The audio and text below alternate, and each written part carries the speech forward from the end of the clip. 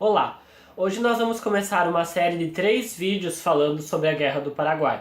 Este, que é o primeiro vídeo, vai falar principalmente sobre os antecedentes que levaram à guerra, que foi o maior conflito armado da América do Sul.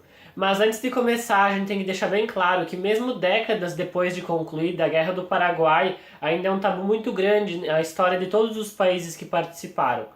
Acontece que ela já deixou de ser história e também entrou para o campo da política, tanto que temos diversas versões sobre ela.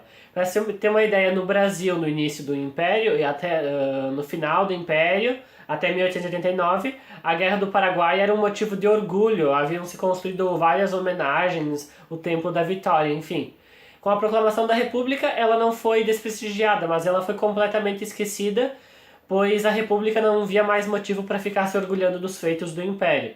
E já no período militar, os militantes de esquerda e outros grupos que queriam tentar derrubar o regime militar tentaram vender a ideia de que a guerra foi um completo genocídio, para tentar desmoralizar as forças armadas.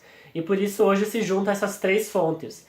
Já no Paraguai, até o início do século XX, anos 1900, a guerra foi um motivo de tristeza. Solano Lopes era visto como um ditador cruel e sanguinário que levou o país à beira da ruína, mas já a partir do início do século XX foi escrito livros, a família Lopes tentou recuperar parte do prestígio e ainda não fez um tratamento de imagem, e o Solano Lopes passa de ditador a ser visto como o herói do país junto com a sua esposa.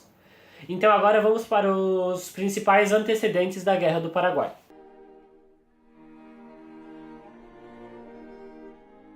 Bom, um dos principais problemas que levaram foi sempre as questões territoriais que envolveram os países da região da Prata, pois foi uma região muito instável. Pois quando o vice-reinado acabou, os países acabaram se separando, mas Buenos Aires ainda tinha uma ideia de recriar um vice-reinado, um país grande.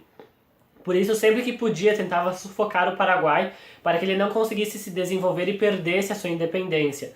Mas aí o Brasil tentava às vezes ajudar com São Borja, o Uruguai tentava ajudar, ou seja, sempre os países estavam uns contra os outros e o Paraguai sempre ficava no meio dessa disputa. Acontece que o presidente anterior ao Carlos Antônio Lopes, o pai do Solano Lopes, estava muito preocupado em perder a independência caso as vias marítimas fossem fechadas, os rios.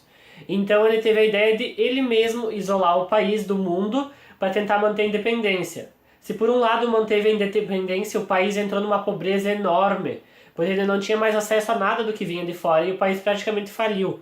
Mas daí quando o Carlos Antônio Lopes assume, ele começa um plano de modernização do país, começa a chamar técnicos estrangeiros para tentar fazer melhoras no país, pois tudo que estava lá já era ultrapassado. E por isso eles conseguem alguns feitos. Depois, quando ele morre, acaba passando por filho dele, o Solano Lopes, aí onde se cria o mito do Grande Paraguai. O Grande Paraguai era uma ideia do Solano Lopes, um sonho megalomaníaco em que ele queria criar um Paraguai que envolvesse parte do Brasil, parte da Argentina e o Uruguai para formar um grande país com acesso ao mar. E alguns dizem que também isso acontecia para escoar os produtos do Paraguai, que naquela época já era uma potência industrial. Acontece que isso também é um falso mito enorme que se criou. Muitos diziam que o Paraguai se industrializou sem a ajuda da Inglaterra e por isso a Inglaterra não gostava desse exemplo independente perto dela e por isso ela fez os outros países entrarem em guerra para poder destruir o Paraguai e acabar com esse mau exemplo. Mas a verdade é que a Inglaterra praticamente nem negociava com o Brasil nessa época por causa da questão Christie, e mesmo depois disso os países acabaram ficando em pé de igualdade, pois perceberam que não dava para tentar subjugar o Brasil. E a verdade é que o Paraguai tinha pouquíssimas indústrias, nenhuma grande indústria, para falar a verdade, só algumas manufaturas. Para se ter uma ideia, em 1865... já no primeiro ano, 3/4 das importações do Paraguai provinham da Inglaterra, o que mostra que o país era totalmente dependente da Inglaterra e não independente, como alguns tentam mostrar. Para se ter uma ideia, a arrecadação de impostos do Paraguai era de cerca de 312 mil libras, enquanto no Brasil já era de 4 milhões e 400, o que mostra que o Paraguai estava realmente muito atrasado em termo econômico, populacional, enfim, e não tinha condições de manter um conflito só na mente mesmo do Solano Lopes. Então isso é mostrar que o mito paraguaio realmente nunca existiu. Já o segundo antecedente, que se relaciona mais com o Brasil, é uma questão que soma problemas territoriais com problemas de navegação. Primeiramente, os territoriais. O Paraguai reivindicava uma fronteira maior, que ia até o Rio Branco. Já o Brasil, mostrando antigos tratados como o de Badajoz e outros, mostrava que essa fronteira havia sido mudada para muito mais ao sul do Rio Branco. E o Paraguai não aceitava isso, pois facilitaria muito uma invasão ao país e era uma coisa que o Paraguai tinha muito medo. Já a questão de navegação era muito mais complexa e junto com a questão territorial acabou minando a diplomacia entre os dois países, o que acabou levando uma inimizade até a futura guerra. A questão da navegação envolvia os rios Paraguai e Paraná. Eles eram muito importantes tanto para o Paraguai escoar os seus produtos, quanto para o Império do Brasil ter acesso à província do Mato Grosso, na época uma das mais isoladas do país e só acessível pelas vias marítimas. Pois para se chegar por terra levava cerca de 6 meses e você tinha que passar por trilhas inexploradas, ou seja, era completamente inviável. Acontece que durante um tempo, em todos esses conflitos, o Paraguai resolve fechar esses rios para navegação e a província do Mato Grosso fica isolada por cerca de 2 anos.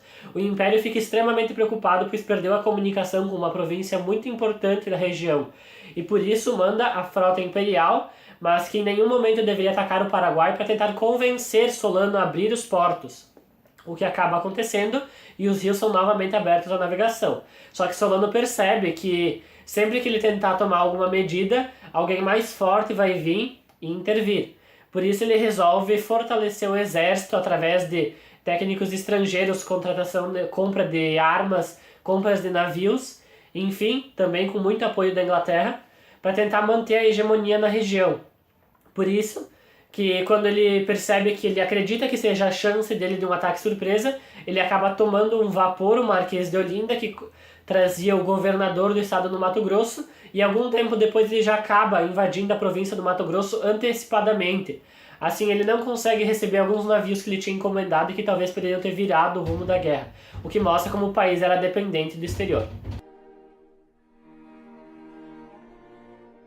Para concluir, nós podemos perceber como a Guerra do Paraguai foi a soma de pequenos problemas diplomáticos, econômicos, de navegação e territoriais que aos poucos foram minando as relações entre o Brasil e o Paraguai, que antes eram extremamente cordiais.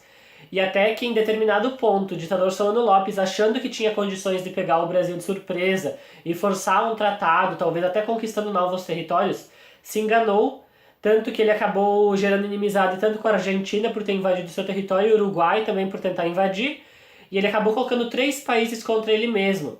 Ele podia ter feito um acordo de paz no começo da guerra, mas ele resolveu ir para a guerra mesmo sabendo que as chances de vitória eram mínimas, e por isso a guerra acabou levando a todo esse enorme genocídio. E mesmo a partir de 68, quando a guerra já estava perdida, ele continuou lutando, o que mostra como o Paraguai foi destruído por livre e espontânea vontade de um ditador cruel.